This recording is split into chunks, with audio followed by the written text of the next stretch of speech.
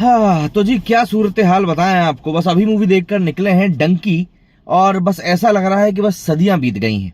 कई लोगों को हो सकता है ये बात सुन के बुरी लग जाए, लेकिन देखिए ये मूवी लंबी नहीं है, पर आपको थिएटर में बैठकर बिल्कुल ये चीज महसूस होगी कि यार ये मूवी थोड़ी सी लंबी है। दरअसल बात पेस की है कि पेस कैसी क्या है। तो भैया शुरुआत से शुरू करते हैं, एक एक चीज करके बात करते हैं, हर एक पहलू के बारे में बात करते हैं कि भाई कैसी क्या मूवी है। तो जैसा कि हम मतलब अभी तक बात कर ही रहे थे कि भाई डंकी राजकुमार हिरानी की मूवी आ रही है, 5-6 साल बाद मूवी आ रही है।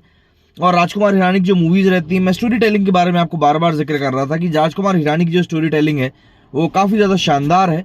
एंड यू कैन एक्सपेक्ट कि हाँ राजकुमार हिरानी की कोई मूवी आ रही है तो आप वाकई में आपको उसमें कुछ ना कुछ अच्छी चीज मिलेगी ही। और इसमें भी बहुत अच्छी चीज है, एक मैसेज दिया गया है इस मूवी में, बहुत बढ़िया मैसेज दिया गया है। खास करके हमारे देश के युवाओं के लिए मैसेज दिया गया है और बताया गया है कि यार किस तरीके से हमको दूसरों के बहकावे में नहीं आना चाहिए। दूर के ढोल हमेशा सुहावने ही लगते हैं, और कोशिश करना चाहिए कि अपने गांव, अपने पिंड, अपने शहर में जो आपको जैसा मिल सके, भले ही थोड़ा बहुत हो, लेकिन उसमें संतुष्ट रहना चाहिए। क्योंकि कई बार होता है कि दूसरे का महल देखने के चक्कर में हम लोग अपनी झोपड़ी को ही कुछ ना कुछ गलत बोल देते हैं। शायद मैं उल्टा बोल गया, दूसरे की झोपड़ी को देखकर हम अपने महल को ही छोटा बोलने लगते हैं। कुछ ऐसी सिचुएशन जो है हमारे जहन में क्रिएट कर दी जाती है। तो डंकी की कहानी बेसिकली यही है कि कुछ लोगों को विदेश जाने की एक लालसा रहती है, उनके मन में एक ललक रहती है कि उनको अपना घर बड़ा करना होता है, पैसे कमाने होते हैं, घर की माली हालत को सुधारना होता है।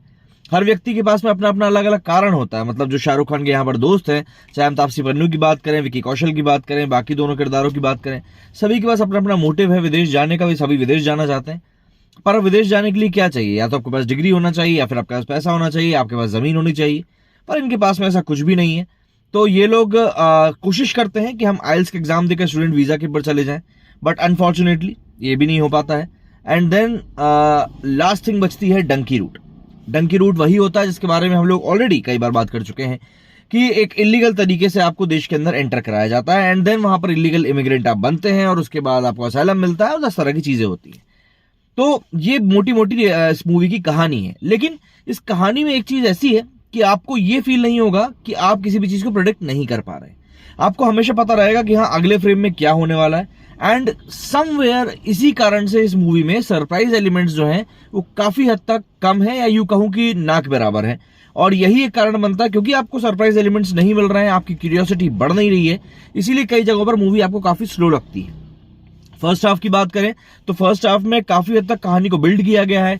हार्डी कैसे जीवन में आता है, उसकी मुलाकात सबसे कैसे होती है, कैसे वो लोग प्रिपरेशन करते हैं, किस किस की बैकड्रॉप में क्या क्या कहानी है, इन सभी चीजों के कारण मूवी काफी हद तक काफी इंगेजिंग थी फर्स्ट हाफ में। लेकिन सेकंड हाफ की अगर हम बात करें तो सेकंड हाफ में उनका डंकी रूट एक तरह से शुरू हो जाता है।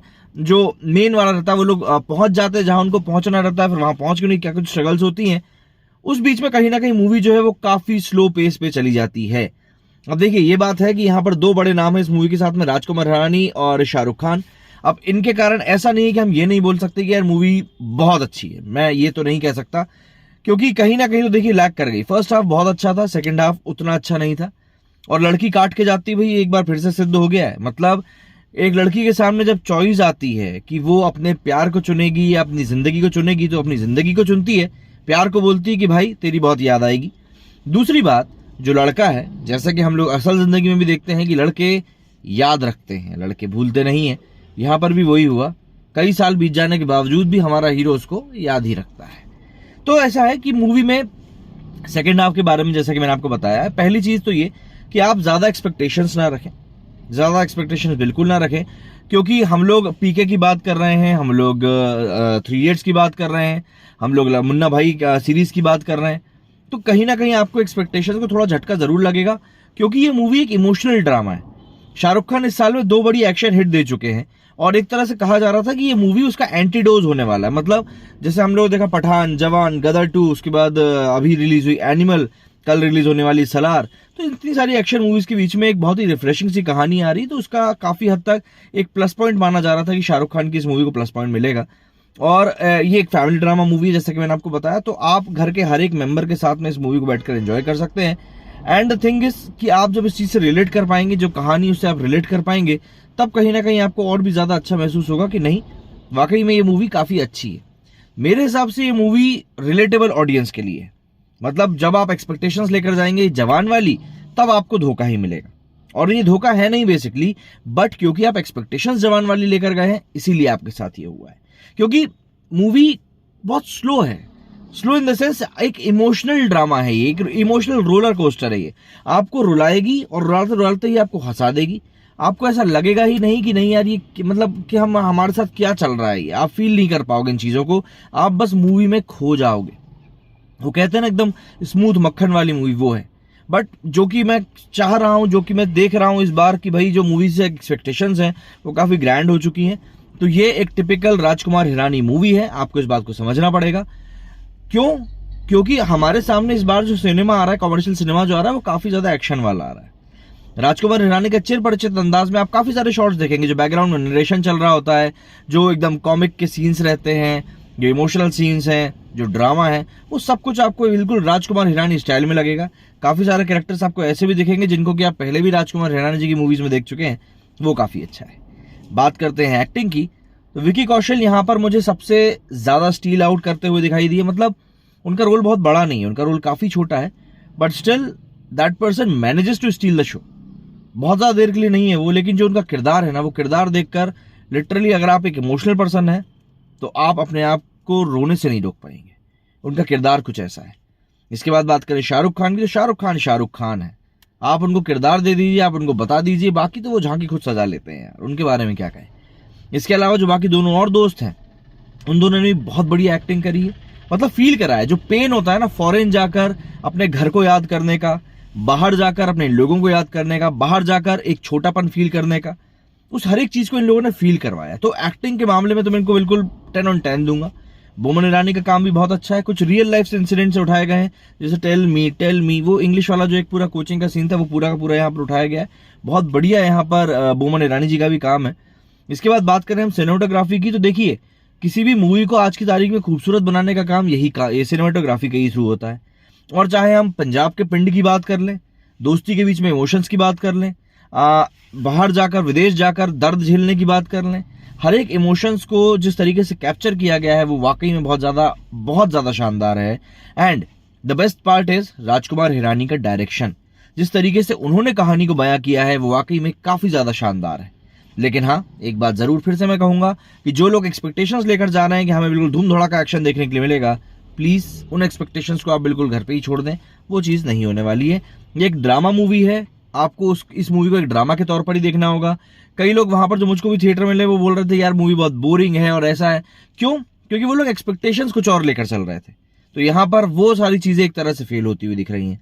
अब आखिरी में अगर हम बात करें म्यूजिक की, तो देखिए गाने आज की तारीख में कई सारी मूवीज में आपको अननेसेसरी फील होंगे, बट इस मूवी में आपको गाने अननेसेसरी नहीं लगेंगे। टू द पॉइंट गाने हैं, जहां पर जिस गाने की जरूरत है वैसे ही गाने हैं। तो आपको ये नहीं लगेगा कि यार ये कहां से जबरदस्ती का घुस गया। प्लस गाने आपके इमोशनल जो आपके ऊपर नीचे हो रहे होते हैं ना, इमोशंस जो हैं उनको और भी ज्यादा बूस्ट करने का ही काम करते हैं। तो ये भी एक बढ़िया फैक्ट यहाँ पर है। आखिरी में बात आ जाती है कि भैया क्या आपको ये मूवी देखनी चाहिए या नहीं। देखिए अगर आप भी इस साल के एक्शन के डोज से काफी ज्यादा ऊपर हो चुके हैं तो भैया बिल्कुल आप ये मूवी देखने जाएं। शाहरुख खान की एक अलग तरह की मूवी है, एक ऐसी मूवी है जिसको कि आप अप्रिशिएट कर सकते हैं, बट देन आपको ड्रामास पसंद होने चाहिए, है ना। ये एक कॉमर्शियल एकदम मार धाड़ वाली मूवी नहीं है, ये एक फील वाली मूवी है। फील गुड का आपको कराएगी एक पॉइंट पर आकर। मतलब बहुत सारी चीजें इसमें एक साथ इंक्लूड करी गई हैं, जिसमें कि आपको मतलब बहुत बुरा भी आपके साथ हो रहा होगा ना, तब भी आपको लगेगा कि नहीं यार ठीक है, अच्छा ये जिंदगी है। जिंदगी को उस पहलू के जिंदगी के उस पहलू को दिखाया गया जो कि कई लोग मिस कर जाते हैं।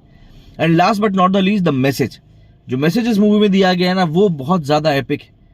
बताया गया कि कैसे हम अपने, जो मैंने आपको कहा ना, हम अपने महलों को छोड़कर दूसरों की झोपड़ी में जाकर पोछा लगाने को तैयार हो जाते हैं सिर्फ इस चीज के नाम पर कि चलो विदेश जाकर पौंड में कमाएंगे, डॉलर में कमाएंगे। देखिए आप अपने घर में रहकर 10,000 रुपए कम कमाएंगे ना, वो चल जाएगा, लेकिन बाहर जाकर इस तरीके से अपनी जिंदगी काटना वो गलत होता है। मतलब आप बाहर जा रहे हैं, कई सालों तक आप अपने माता पिता को नहीं देख पा रहे हैं, वो माता पिता जो कि आपके जीवन में सर्वसर्वा होने चाहिए, लेकिन आप नहीं देख पा रहे हैं उनको। तो कहीं ना कहीं ये सब चीजें मिलजुल कर एक ऐसा माहौल क्रिएट कर देती हैं कि आप एक ऐसा काम कर देते हैं जो शायद आपने नहीं किया होता तो बेहतर होता। मूवी अच्छी है, अगर आपको देखने में इंटरेस्ट है तो ये मूवी आपके लिए बिल्कुल लायक हो सकती है। बाकी अगर आपको एक कॉमर्शियल एंटरटेनिंग मूवी चाहिए तो शायद ये मूवी आपके लिए नहीं है। मेरे सुनिए फिलहाल, जय हिंद, जय भारत।